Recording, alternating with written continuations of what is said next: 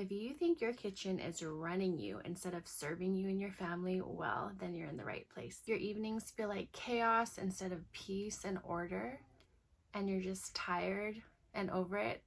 Today, I want to talk about some possibilities that could be happening in your kitchen and how we can shift that so that your kitchen becomes a place that you enjoy and a place that brings peace. Hi, my name is Ashley, and I am a wife, mother of 3, and homemaker, kingdom-minded mama.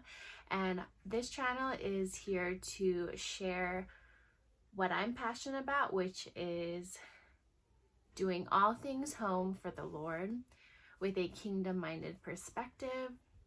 This channel is here to encourage you in your homemaking systems, homemaking life, and your set-apart home. Okay, so if you are a mama, I think you've been here before, where 4 p.m. rolls around, you don't have dinner ready on the table, you have hungry kids ready to eat, you have a husband walking through the door who is also ready for a snack or dinner, and you already have a million things that you're already juggling, and the last thing you want to think of is what is gonna be on the table for dinner. You don't want to scroll through Pinterest or TikTok to look for a new recipe. You don't even know what you have in the pantry or your freezer, and your mind just starts to scramble and turn into mush, and you just get overwhelmed.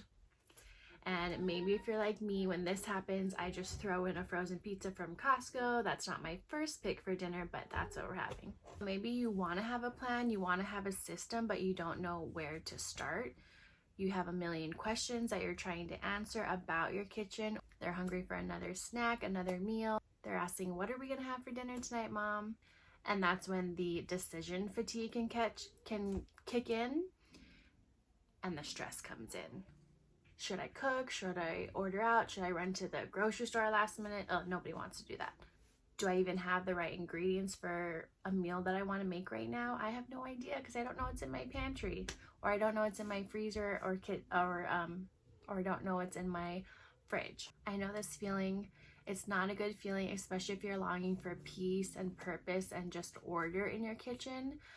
But when you're in these times of like chaos, that kitchen that you're dreaming of, that you're longing for, just feels so far away, so far-fetched, and like, how am I gonna figure this out? I have to do this all over again tomorrow and the next day and the next day. So I know that it can be a lot, because this is like feeding our family, serving them in their different needs. It is a lot, and it's our assignment as kingdom moms, but to do it day in and day out with no plan and no system can be very overwhelming. And I also want to emphasize that this is not just about food, and it's not just like the message I would love to share and encourage mamas is that meal prepping and meal planning and running your kitchen, stewarding it well, is not about just the food. It's about cultivating a kitchen that brings you peace and joy, and you have a purpose in the kitchen, because it is a place that we as moms and homemakers are in a lot of the time. So for us to enjoy it and for us to feel like we're doing it right, that's also what I'm talking about. So I'm not just talking about like preparing food and getting food on the table for 3 meals a day plus snacks. I'm also want to touch on just the holy aspect of it, which is this is our assignment. This is what we're called to do as moms and homemakers.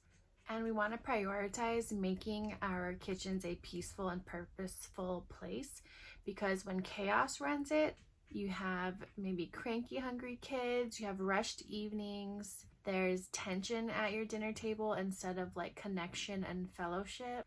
And you might just like always be feeling behind, and you just can't catch up, and then it just compiles, and it's a cycle that you keep going through day in and day out.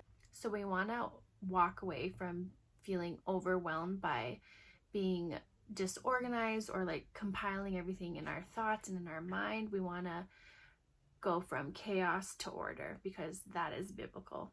So today I want to talk about a way that we can break this cycle and build a kitchen rhythm that serves you without chaos, eliminating the stress, and without decision fatigue. I have found like a framework rhythm that's worked in my kitchen and in my home, so this is what this channel is about, sharing it with you so that hopefully it can encourage you in your set apart kitchen.